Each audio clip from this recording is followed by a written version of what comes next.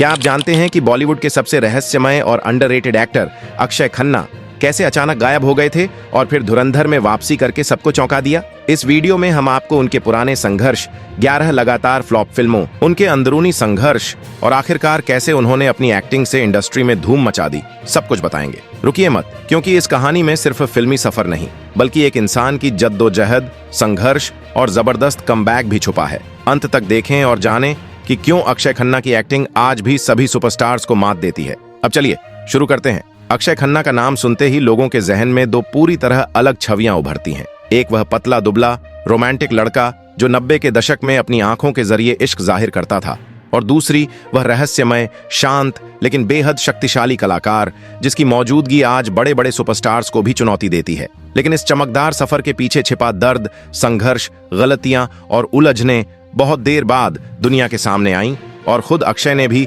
अपनी निजी जिंदगी के बारे में ज्यादा खुलकर कभी नहीं बताया। शायद इसी कारण वह हमेशा एक मिस्ट्री बने रहे। उनका जीवन, करियर और सोच हमेशा लोगों की जिज्ञासा का केंद्र रहे। कई साल पहले एक इंटरव्यू में अक्षय ने कहा था कि उनका कोई ड्रीम नहीं है, उन्हें शादी, बच्चे या परिवार बनाने का दबाव नहीं चाहिए और वह अकेले रहकर ही खुश हैं। मुझे कोई शौक नहीं है बच्चा पैदा करने का, और इट्स नॉट समथिंग कि ये सुनकर इंडस्ट्री हैरान रह गई, क्योंकि उस वक्त अधिकांश एक्टर सोशल मीडिया पर अपनी लाइफस्टाइल दिखा रहे थे, शादी कर रहे थे, बच्चों की तस्वीरें पोस्ट कर रहे थे और पब्लिक इमेज बनाने में लगे थे, जबकि अक्षय खन्ना ने बिल्कुल अलग राह अपनाई। लेकिन उस इंटरव्यू के पीछे का दर्द समझना आसान नहीं था। उस वक्त उनकी लगातार 11 फिल्में फ्लॉप हो चुकी थीं, काम मिलना बंद हो गया था और उनके बाल तेजी से झड़ रहे थे। धीरे धीरे लोग उनसे दूरी बनाने लगे और फिर मानो जैसे किसी ने स्विच ऑफ कर दिया हो। अक्षय अचानक गायब हो गए। ना कोई खबर, ना मीडिया अपीयरेंस, ना कोई फिल्म, कुछ भी नहीं। लोग सोचने लगे कि शायद अक्षय खन्ना ने बॉलीवुड छोड़ दिया है, लेकिन असली कहानी इससे कहीं अधिक जटिल थी।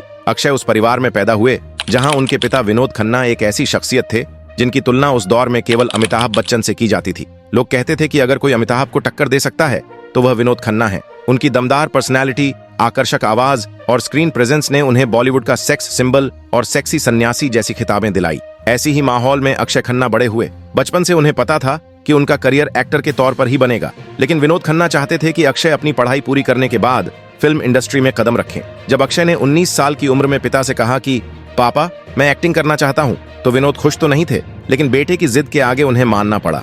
और फिर 1997 में अक्षय खन्ना का ग्रैंड लॉन्च हुआ, एक बड़ी तैयारी के साथ, जैसे आजकल स्टार किड्स को लॉन्च किया जाता है। फिल्म थी हिमालय पुत्र, जिसे विनोद खन्ना ने प्रोड्यूस किया, स्क्रिप्ट में हाथ बटाया और कास्टिंग में शामिल हुए। यहां तक कि फिल्म में अपने पिता का किरदार भी उन्होंने खुद निभाया। इतनी भव्य शुरुआत के बावजूद फिल्म बॉक्स ऑफिस पर फ्लॉप रही, लेकिन अक्षय के लिए राहत की बात यह रही कि उसी साल रिलीज हुई बॉर्डर ब्लॉकबस्टर बन गई। उनकी मासूम आंखें, रोमांटिक लुक और संवेदनशील अंदाज दर्शकों को बहुत भाया। लोग कहने लगे कि यह अगला बड़ा रोमांटिक स्टार है।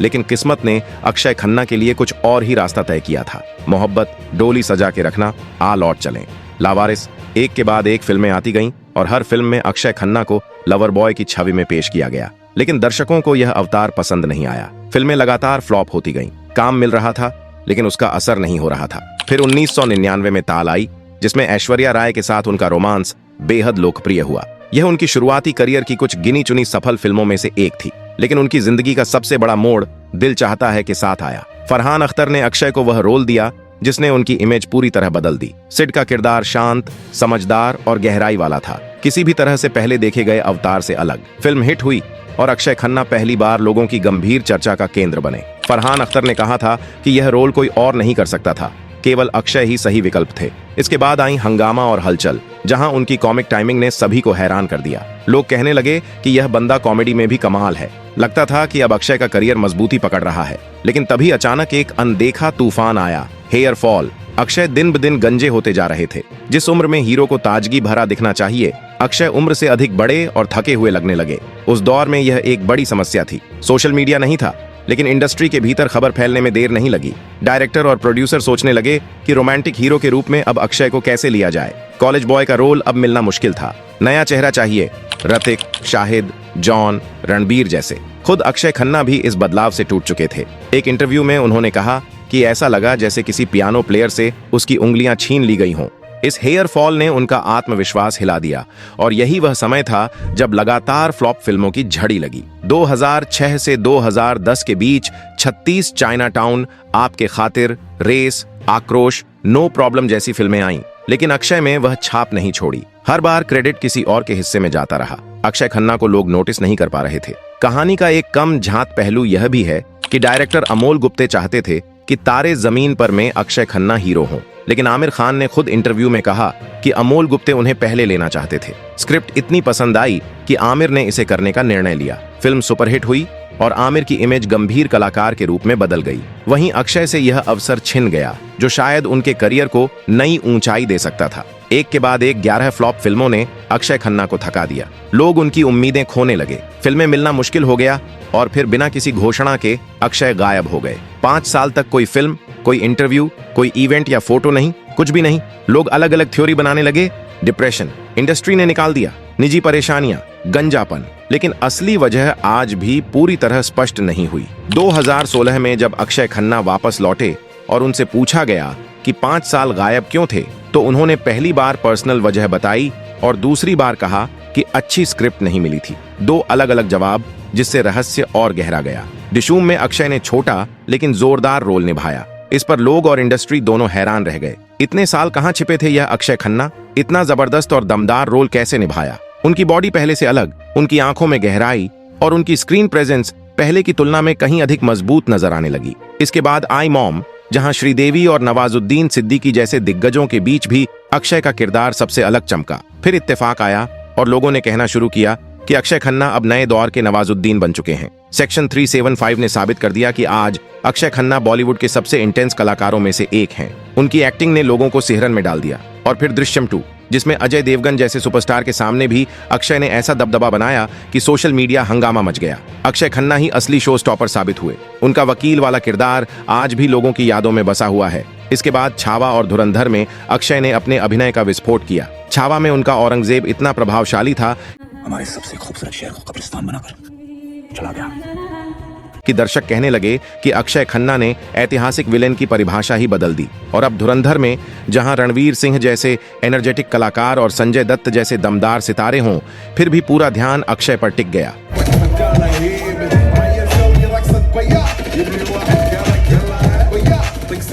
काले लिबास, तीखी निगाहें, डांस, डायलॉग और उनकी स्क्रीन प्रेजेंस, ऐसा लगता है जैसे अक्षय खन्ना अपना तीसरा जन्म जी रहे हों। यही वजह है कि लोग थिएटर सिर्फ अक्षय को देखने के लिए जा रहे हैं। असली कमाल यह है कि अक्षय खन्ना ने अपना करियर लुक्स या सोशल मीडिया से नहीं, बल्कि केवल अभिनय से बनाया है। जहां अन्य सितारे सोशल मीडिया पर सक्रिय रहते हैं, वहीं अक्षय का नाम वहां तक नजर नहीं आता।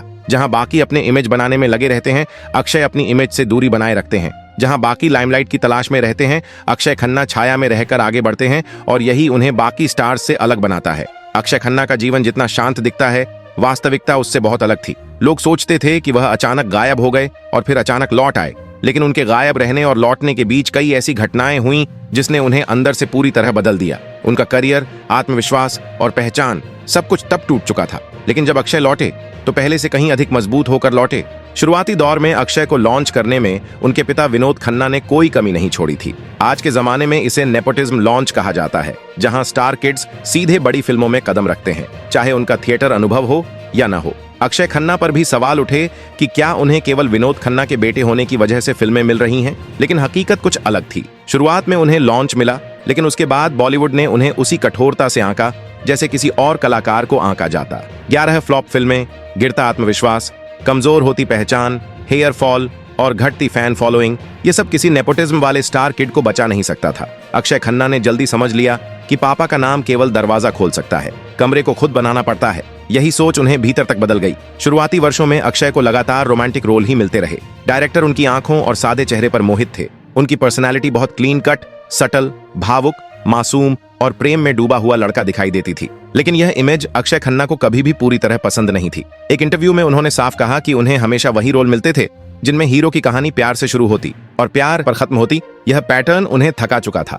उस दौर में हीरो लॉन्च करने का फॉर्मूला ऐसा ही था। चेहरा अच्छा हो तो सीधे रोमांस में डाल दो। जब अक्षय की ये फिल्में फ्लॉप हुईं, तो लोग उनके टैलेंट पर नहीं बल्कि उनकी लवर बॉय इमेज पर हंसने लगे। दिल चाहता है वह फिल्म थी जिसने अक्षय के करियर को नया आयाम दिया। इस फिल्म में उनका किरदार सरल दिखता था, लेकिन अंदर से बेहद गहराई वाला था। सिड की कहानी दिखाती थी कि किसी का प्यार गलत नहीं होता, लेकिन समाज उसे गलत साबित कर देता है। अक्षय खन्ना ने इस किरदार को इतनी सच्चाई और ईमानदारी से निभाया कि आज भी लोग मानते हैं कि दिल चाहता है उनका बेस्ट रोल है। फिल्म के बाद फरहान अख्तर ने कहा था कि सिड का किरदार केवल अक्षय ही निभा सकते थे, उनकी आंखें ही बोलती थीं। लेकिन इस सफलता ने उन्हें लंबे समय तक स्थिर नहीं रखा। इस फिल्म के बाद भी उन्हें ठोस और मजबूत स्क्रिप्ट नहीं मिली। जब हंगामा और हलचल आई, तब दर्शकों ने अक्षय का नया पक्ष देखा। उनकी कॉमिक टाइमिंग, एक्सप्रेशंस, रिएक्शंस, गुस्सा और कंफ्यूजन, सब कुछ इतना नेचुरल था कि लोग हंसते हंसते लौटपोट हो गए। दर्शकों ने माना कि अक्षय खन्ना कॉमेडी में भी कमाल है, लेकिन कॉमिक सफलता भी उनके करियर को पूरी तरह स्थिर नहीं कर सकी।